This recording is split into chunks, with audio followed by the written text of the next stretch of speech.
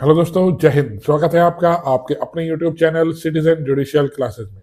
दोस्तों, मैं एडवोकेट शाह फैजल। कल मैंने आपसे कॉन्स्टिट्यूशन से रिलेटेड 5 सवाल पूछे थे, जिनका उत्तर मैं आज आपको दूंगा, और 5 नए क्वेश्चंस आपसे पूछूंगा, जिनका उत्तर आपको मुझे कमेंट्स में देना है दोस्तों। ठीक। और मेरी जो टेस्ट सीरीज है इसे बहुत ध्यान से देखिएगा। इस टेस्ट सीरीज से बाहर आपके पास कॉन्स्टिट्यूशन का कोई क्वेश्चन नहीं आएगा दोस्तों। ठीक दोस्तों, तो इसे बहुत ध्यान से याद कीजिएगा। 5-5 क्वेश्चन में डेली ले रहा हूँ, जिससे आप आराम से अपना कॉन्स्टिट्यूशन को पक्का कर सकें। ठीक दोस्तों, चलिए अपने पहले उत्तर पे आता हूं। कल मैंने आपसे पूछा था कौन से आर्टिकल में दे रखा है इस संविधान का नाम भारत का संविधान है, तो उसका उत्तर आर्टिकल 393 में है दोस्तों। 393 में दे रखा है इस संविधान का संक्षिप्त नाम भारत का संविधान है।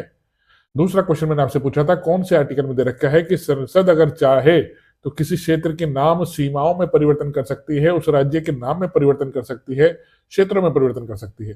तो आर्टिकल 3 इसका उत्तर है दोस्तों। ठीक। अगला क्वेश्चन मैंने आपसे पूछा था राष्ट्रपति को कौन शपथ दिलाता है।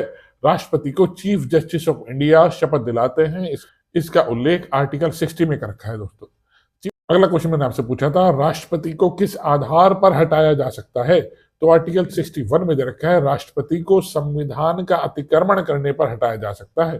कोई बात जो संविधान में दे रखी है और राष्ट्रपति उनकी बात को नहीं मानते, संविधान के अगेंस्ट में कोई काम करते हैं, तो राष्ट्रपति को महाभियोग द्वारा, जो आर्टिकल 61 में दे रखा है, महाभियोग द्वारा उनको हटाया जा सकता है, इंपीचमेंट द्वारा। किस आधार पर? इंपीचमेंट ऑफ कॉन्स्टिट्यूशन के आधार पर, संविधान का अतिक्रमण करने के आधार पर आर्टिकल 61 में उनको हटाया जा सकता है। ठीक दोस्तों। अगला क्वेश्चन मैंने आपसे पूछा था राष्ट्रपति की क्षमादान की शक्ति कहां दे रखी है। आर्टिकल 72 में राष्ट्रपति की क्षमादान की शक्ति दे रखी है, और आर्टिकल 161 में राज्यपाल की क्षमादान की शक्ति दे रखी है। तो कोई अपराधी है जिसे दंड दिया गया है और वो सुप्रीम कोर्ट द्वारा भी फाइनल कर दिया गया है, तो वो पहले राज्यपाल के समक्ष लगाता है मर्सी पिटीशन, उसके बाद वो राष्ट्रपति के समक्ष लगाता है जब कैंसिल हो जाती है। तो पहले उसे अपने राज्य के राज्यपाल के समक्ष लगाई जानी चाहिए, जिसकी अधिकारिता है। उसके बाद उसे आर्टिकल 72 में राष्ट्रपति के समक्ष लगाई जानी चाहिए। ठीक। ये 5 क्वेश्चन मैंने आपसे, अगले 5 क्वेश्चन जो मैं आपके लिए लेकर आया हूं, मुझे बताइएगा। पहला क्वेश्चन, मंत्रिपरिषद किसके प्रति उत्तरदायी होती है और इसको कहां दे रखा है। ठीक दोस्तों। दूसरा क्वेश्चन देखिएगा, अटॉर्नी जनरल ऑफ इंडिया और एडवोकेट जनरल का उल्लेख संविधान के कौन से आर्टिकल्स में कर रखा है। भारत का महान्यायवादी और महाधिवक्ता का उल्लेख कौन से आर्टिकल में कर रखा है, ये मुझे बताइएगा। और फिलहाल हमारे महान्यायवादी कौन है 2025 में, ये भी बताइएगा। ठीक। तीसरा क्वेश्चन देखिएगा, निजी विधेयक पर्सनल बिल का उल्लेख संविधान के कौन से आर्टिकल में कर रखा है। ये मैं आपको समझाऊंगा भी और बताऊंगा भी कौन से आर्टिकल में कर रखा है। इसे आप मुझे पहले बताइए, निजी विधेयक का उल्लेख संविधान के किस अनुच्छेद में किया गया है। चौथा क्वेश्चन देखिएगा, राष्ट्रपति राज्यसभा में कितने सदस्यों को नॉमिनेट कर सकते हैं। ठीक दोस्तों, ये मुझे बताइएगा, राष्ट्रपति कितने व्यक्तियों को राज्यसभा में नॉमिनेट कर सकते हैं।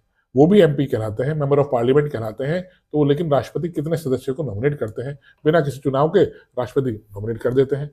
तो कहाँ इसका उल्लेख दे रखा है और कितने व्यक्तियों को राष्ट्रपति नॉमिनेट करते हैं, ये बताइएगा।